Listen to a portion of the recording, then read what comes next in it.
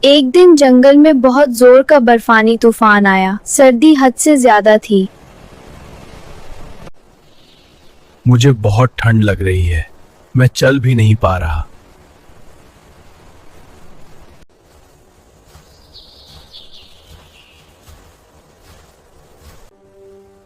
ارے ننھے دوست، تم یہاں اکیلے کیوں ہو؟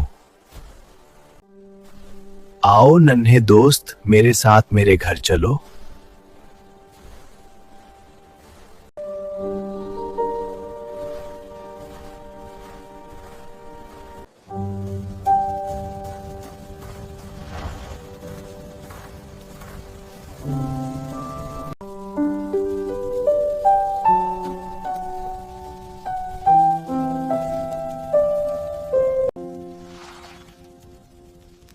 دوست، میں تمہارا یہ احسان کبھی نہیں بھولوں گا۔